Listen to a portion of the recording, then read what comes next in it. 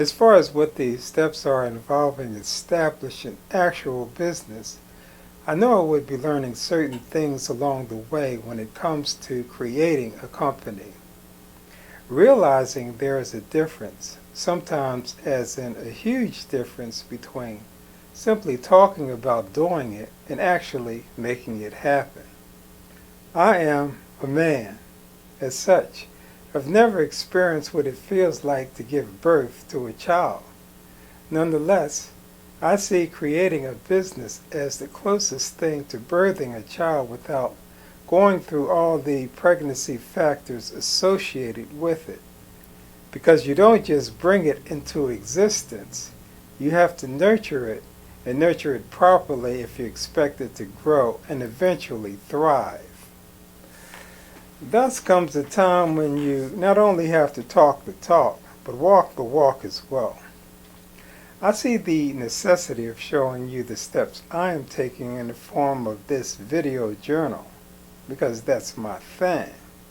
I'm a visual person, one of the most visual people I know, discussing openly about whatever emotions accompanying it too, because of the way it is a highly charged experience no matter how you look at it, in the same way as giving a birth to a child would be. I'm to the point of understanding a little bit better that in between the major steps are the minor steps, which when you put it all together, create the big picture.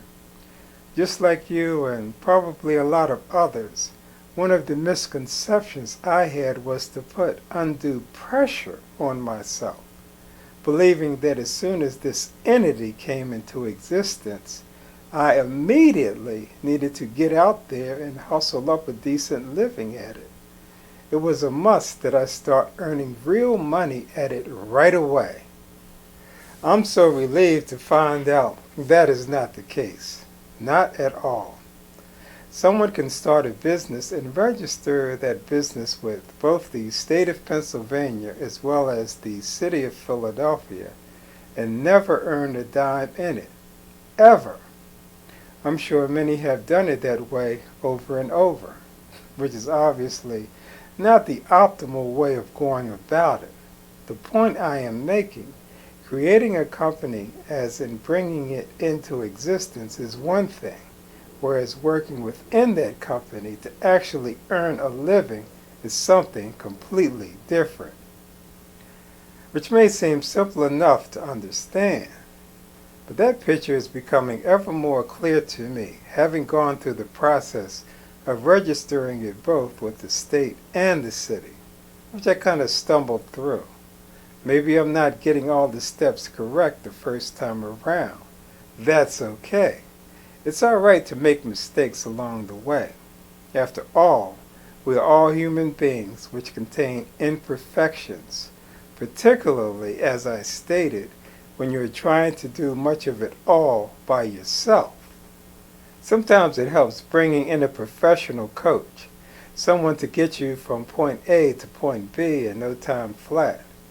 But one of the purposes of going through this process in the form of a video journal is to try to do it as economically as possible.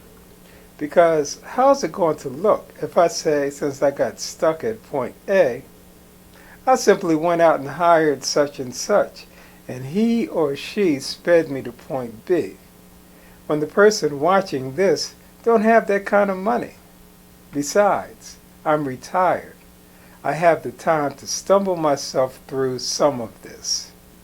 Where I am right now is a better understanding between the difference between creating my company and the later on process of actually working in it. My plan was and is to get myself registered with both the state of Pennsylvania and the city of Philadelphia. Once that is accomplished, then I can move forward with pursuing recognition as a minority-owned business. These are my goals. That is what I'm pursuing.